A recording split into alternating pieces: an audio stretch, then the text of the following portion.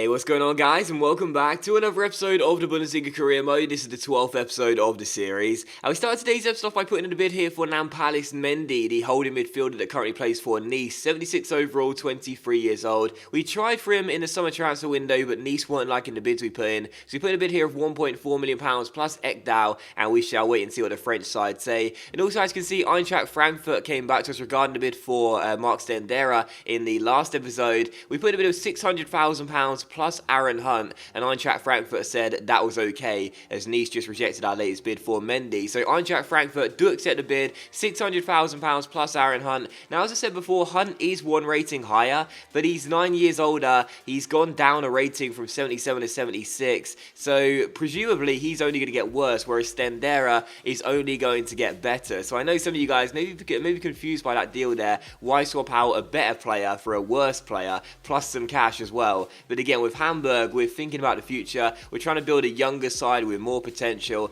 and Stendera matches that. Aaron Hunt doesn't. And I haven't been too convinced by Hunt this season. A couple of goals, a couple of assists, but for the most part, he's been pretty uneventful. Underwhelming, I think is the right word I want to use there. So yeah, because of that, Aaron Hunt, he's probably going to be going to Eintracht Frankfurt as part of that swap deal, and Stendera will be coming in, and I'll be totally fine with that deal right there. And again, some people may be confused, but it's all about building for the future and trying to get a younger side with more potential. But still, following that, we have our first of two games in today's episode here as we take on Stuttgart in the final game in January away from home. Now, right now, we're on a 4-game unbeaten streak, and our last game was that fantastic 2-1 victory over Bayern Munich at the Volkspark Stadion. So coming to this one, despite our away form being horrendous this season, I was looking forward to the game and hoping for us to get our 5th game notched up in the undefeated streak. And as you can see, the first chance fell to us, Julian Brandt making his debut in that cam roll, going pretty close but couldn't find the target. It was still 0-0, and the second chance wouldn't fall until 4 minutes before the end when we set up Timo Werner from a corner, but he couldn't hit the target against his former club, and the shot went way over the bar and behind for a goal kick. And that was how the game finished. Stuttgart 0, Hamburg 0. And you're probably sitting there thinking, really, 2 chances? And yes, because you can see by the stats here, we had 3 shots in the game, Stuttgart had 1, but neither side managed to register a shot on target. Neither side in 90 minutes got a shot on target in the game. It was an awful game. I do apologise for the 2 highlights in that one, but it really was terrible. It was such an awful game, and in the end, a goalless draw is the fair result and then some. It was terrible, and neither side deserved to win. It's one of those, typical FIFA 16 games, really, where I couldn't carve out chances, I couldn't get possession of the ball enough, and the opposition just didn't seem to care about scoring goals. So I do apologise for the game, but either way, it was very frustrating, as it did finish 0-0. Still, following that, Stendera did accept his contract straight off the bat. So deadline day begins here with 10 hours to go, and straight away we make a signing even before the first advance. Mark Stendera is going to come in. The media are unconvinced by it. Questions asked, apparently, due to the fee agreed for Stendera. But for me, I think the deal does make sense. We're replacing an older player who was on a more expensive salary for a younger player who's surely going to grow ratings. 20 years old, 75 overall. Hunt probably could have gone down to 75 come the end of the season. This guy could already be better come the end of the season. So we'll have to wait and see whether it does turn out to be a good deal, but in my opinion, I think that's a smart signing right there, replacing an older player that is decreasing with a younger player, and I'm pretty happy with the transfer business there. But following that, I went into my short list, and as you can see, I decided to put in some bids for some new wide midfielders here. Serge Gnabry, Castillo, Gelson Martins, a couple of Turkish wide midfielders as well, including Karim Frey, and also Luan, who plays for Grêmio, a Brazilian winger. And as you can see, the bids I was putting in was just straight swap deals for Ekdal. Now, basically what I was doing here was testing the water and seeing whether these clubs would want to take Ekdal. I wasn't expecting anyone to accept that bid straight off the bat, nothing but Ekdal, but I was thinking one of those clubs might say yes to that deal and just go ahead and let us offer a contract. It's unlikely, but it could happen, and if not, they could still say, well, we do want Ekdal, we also want like £2 million or something. So I thought I'd wait and see what the club says. Nice come back to us here and say, don't worry about Mendy anymore, we're blocking your number basically because the bids aren't good enough. But as you can see, all the clubs here, all of them said no, apart from Grêmio. They accepted the transfer right off the bat, but some of those clubs said, you know, we are interested in the player, but you have to put some money in as well. But for Gremio, they did come back to us straight away and just say, yeah, that's fine. A straight swap deal with Ekdal, that's enough to offer a contract to Luan, and that's exactly what we do. So I've said this a couple of times now, but basically, if you've got a player in your club who you're not too keen on and you're not getting transfer bids for, then if you don't want him in your club, find someone who you do want on the shortlist and just go ahead and offer them a straight swap deal with that unwanted player, because you might be surprised. The club might come back to you. It's unlikely, it's highly unlikely, but the club might come back to you possibly and say, yeah, we'll take that player and you can have ours. Sometimes it does happen, as you can see, that's what happened here. So Gremio came back to us. I thought they might say, you know, give us $500,000 or something plus Ekdal, like Eintracht Frankfurt would have done, but instead they just said, no, that's totally fine, a straight swap deal. So as you can see, we're going to get a player who we do want in Luan and get rid of a player who we don't want anymore in Ekdal. So as you can see, Luan does accept his contract. He will come in as a Herder, Olympic Lyon and Nice reject bids here for those midfielders, but Luan, as you can see, is going to come in, 22 years old plus Ekdal. It makes our wage budget increase as well, because Ekdal was on a higher salary. Luan comes in, as you can see. I think this is a really, really, really awesome deal, because he is 74 overall, just 22 years old, could play left wing, right wing and striker as well. Presumably he'll have good potential. I'm sure Ekdal would have only grown like 1 or 2 ratings at most, but he looks really, really good, and in my opinion, that's a very good deal right there. A straight swap deal with Ekdal, a player who we don't really want. We're trying to sign a new midfielder here anyway, as you can see, and Ekdal will drop down to the reserves. I'm really happy with that. I mean, I'll be honest here, out of all the transfer visits we've done so far this series, I'd say that's going to be probably one of my best ones. He may not turn out to be great for us, but even in a couple of years' time, we could sell him if he doesn't do too well, and then we could make a profit on him. So I'm happy with that deal. I think that was really, really smart. But still, following that, some more rejects here for Jean-Michel Seri, also Tolisso, Nicholas Stark, and Fofana as well. Leon, Herder, and Nice. Not happy with the bids, but finally Leon did come back to us here with like 5 hours left on deadline day, and they said, we don't want the deal for Fofana, that wasn't a good enough one, so we put in a new bid of £4 million plus Ilicevic, but they did say yes to the deal for Tolisso. So Tolisso right now, the central midfielder, he's currently 21 years old, and I do believe he starts off at 75 overall, so we offered the guy a contract, we wait and see what they say. But how about this? Following that, the bid for Tolisso included Ilicevic,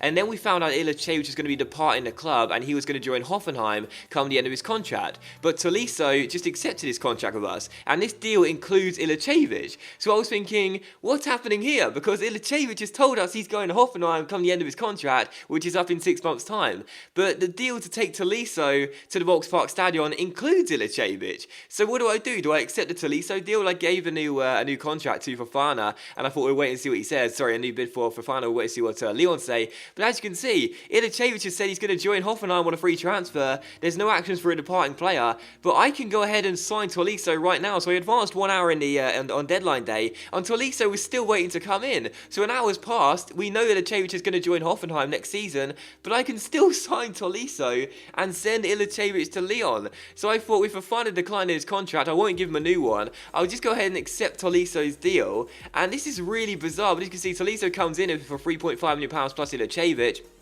You can see his stats right here, 75 overall, 21 years old. Looks very, very decent, and just an all-round player, really. A very versatile player. Looks like he can play all over the pitch, really. Love those utility players. But yeah, as you can see right here, Ilicevic has been shipped off to Lyon, but he's still going to join Hoffenheim come the end of his contract. So I thought that was really funny, but I can just imagine him rocking up at the Lyon airport, and he just meets his manager for the first time, and he goes, oh yeah, just to let you know, I'm only going to be here for 6 months. And he's like, what? We agreed a 5-year deal for you, mate. Nah, I'm joining Hoffenheim coming the end of my contract. So Tolisso comes in, Ilicevic goes to Lyon, and I just found that bizarre, man. But I don't think that's ever happened to me before. It was such a bizarre glitch. But yeah, Ilicevic agreed a contract with another club and then signed another contract with another club, but he's still going to join that first club he agreed to join come the end of his contract with his second club that he just agreed a contract with. So I thought that was absolutely bizarre, but either way, Ilicevic is gone. It's not our problem anymore. We're not going to worry about it. He's gone, but we're not going to worry about it. It's not our problem. It's Lyon's problem now.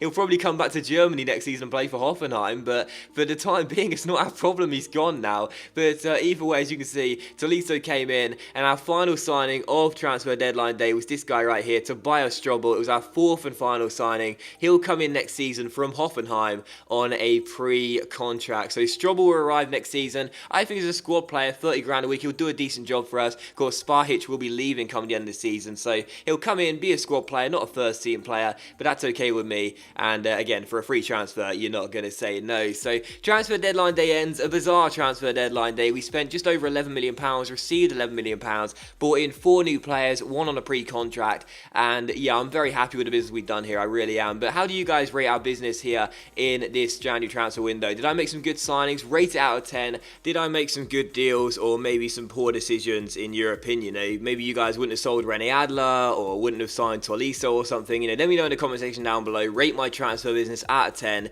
Did I make some smart signings, or were you face palming throughout this video and the most recent ones as well? But still, following that, look at the successful negotiations page. Again, 4 new players coming in this deadline day, and in total this season so far with Hamburg, we've signed 10 new players to the side. And I must admit, if I'm going to rate my own business out of 10 from these 2 transfer windows, I'm going with probably 8 or 9. I think I've made some great signings here, and maybe I'm being a little bit biased, but I look at some of the players we brought in, and even though some of them aren't growing too well right from the beginning, some of the players are looking really, really good already. Masuaku's been a really underrated player for us this season. Leroy Sané's up by a rating. He's looked pretty good down that right flank. Julian Brandt's come in too. I'm very happy with that deal. He's got so much good potential. Yannick Gerhardt's quietly grown 2 ratings and been pretty decent in the midfield role alongside Lewis Holtby. You look at the players that came in on deadline day as well, like Tolisso, for example. He's a utility player, could play all over the pitch. He'll be a really smart pickup for us. Luan coming in, a straight swap deal with Ekdal, a player who we weren't using and didn't want. That to me is a really smart signing right there, and he's already grown a rating to 75. So that deal right there, Luan getting swapped in for Ekdal, I think is probably my best deal so far out of all the ones I've done, and he hasn't even played a game for us yet. So very happy with that one. And as you can see, 19 games into the season, we are in 3rd place right now, 7 points behind the leaders Bayern Munich, and despite beating them in the last episode, we know we're not going to be challenging for the title come the end of the season, but right now in the top 4, and I honestly believe that with this team right here, you can see the squad, how I've got it assembled, I honestly believe we can finish in the top 4. Now I know you're probably sitting there thinking, for goodness sake, will you stop being so ambitious? There is no way you're finishing in the top 4 with this team. It's not good enough yet. Well, I'm sorry, but I believe we're good enough. I believe we are good enough to finish in the top 4. I trust the young talent. I put all my faith in Valente, for example. I've shipped on some of the old guard here, brought in some really young, fresh faces, and I believe that we're good enough to finish in the top 4, in the Champions League place, and come next season be playing Champions League football. Regardless of whether we do or not, I would still say this has been a really successful first season for the position we're in right now, 19 games in. If we can finish around here, 5th, 6th, 7th, for example, missing out the top 4, I would still say it's been a successful season, but I'm targeting that Champions League place. I am targeting the top 4 place. I am targeting 2nd, 3rd, 4th come the end of the season, and I'll probably be a little disappointed if we don't finish there. But again, I will say, even if we do drop out of the top 4 at some stage, I would still say that it's been a successful season for us if we finish in 5th, 6th, 7th, 8th place, because we'll know that for our first year with a new team, making so many changes, bringing in so many young faces and shipping on so many old players, we have done a very, very good job. But still, following that, we have our 2nd and final game of today's episode here as we take on FC Cologne here at the Volkspark Stadion. And Julian Brandt made his debut in the game against Stuttgart, didn't score, but 8 minutes into his home debut, he does find the back of the net for the first time in a Hamburg shirt, and what a lovely goal it was. Dancing through a few players with a couple of nice skill moves, and then a really good finish into the back of the net, opens the scoring and makes it 1-0 to Hamburg. So a lovely goal by Julian Brandt. Again, I probably will play him in the cam role. I think he's best suited to playing in that role as well, even though he's got the stats to play out wide as well. I think in this team with Werner on the left and Sane on the right, he would be best to play in the cam role behind Dermich and leave Sane and Werner where they are. So Brandt with his first goal for Hamburg on his home debut, a lovely solo individual goal, and it is 1-0 to the home side. FC Cologne had the next 2 chances in the half, and the latter of the 2 fell here as they whipped it across to the centre through Bittencourt. He found Modeste, but he couldn't control the header, and it went over the bar and behind for a goal kick. But the away side in this game, their game plan was centred all around going down the wings and crossing the ball into the box. And in the first half, Valente claimed a couple and had headed a couple away as well. But for the most part, it was looking like as the game was going on, they were almost certainly going to score from across a certain point due to the sheer amount amount they were delivering into the box. And in the second half here, 19 minutes after the restart, that turned out to be the case as well, because Risa played a 1-2 with Modeste, went down the right hand side, whipped the ball into the centre, picked out Junuzovic, and the former Werder Bremen man does make it Hamburg 1, FC Cologne 1, and the away side are back on level terms. So it was inevitable they were going to score at some stage from a cross due to the amount they were putting into the box. Great cross by Risa. It came between Hoffman and I think it was Masuaku maybe at the far post there, or possibly Tolisso off the bench, but unfortunately for us, Junuzovic won the header and put it into the back of the net. So Hamburg 1, FC Cologne 1. But as the game was going to its close here, it looked like it was going to finish at 1-1. The undefeated streak would be extended to 6 games, but unfortunately for us, we gave away a penalty with 30 seconds of normal time left. There was a cross into the centre. They may not have scored from it. They do win a penalty, and as Giroud sticks out a leg here, it's a clumsy and lazy decision by our skipper, and the referee correctly awards a penalty as he upends the goal scorer Junuzovic. So in stoppage time, our undefeated streak is almost certainly going to come to an end. It's a penalty for Cologne. Modeste will stand up and take it against Valente, who was trying to put him off. Modeste stands up, stutters, but Valente pulls off the save, and in stoppage time ensures that we will grab a point and keep our undefeated streak at home alive. Get in! When this happened last night, I played it, I went absolutely mental. Cesar Valente in stoppage time comes up big and makes sure we grab a point and don't lose at home for the first time this season in the league. So 1-1 the final score. Modeste missing a penalty. Cesar Valente coming up big, and yeah, sure, it's a draw at home against Cologne. I'm pretty disappointed about it in all honesty, because I think we should have got the win in this one despite the away side playing better. They had 10 shots at the end of the game compared to our 4. I forgot to show the match stats, so sorry about that. But anyway, they played better, but you know, I'm still sitting there thinking to myself, what a fantastic moment for Cesar Valente. You know, seriously, so much pressure, so much of the attention is going to be on him now after we sold Rene Adler, 17-year-old goalkeeper. How will he fare, knowing he's going to be the number 1 for years to come? What a big moment that was, as he ensures we do not lose at home for the first time this season, and our undefeated streak also gets extended to 6 games as well. But that is going to be today's episode of the Bundesliga Career Mode though, guys, so thanks very much for watching the video. Really hope you have enjoyed it. If you have enjoyed the video, then please do leave a like, and I'll see you for the next episode in this series very soon.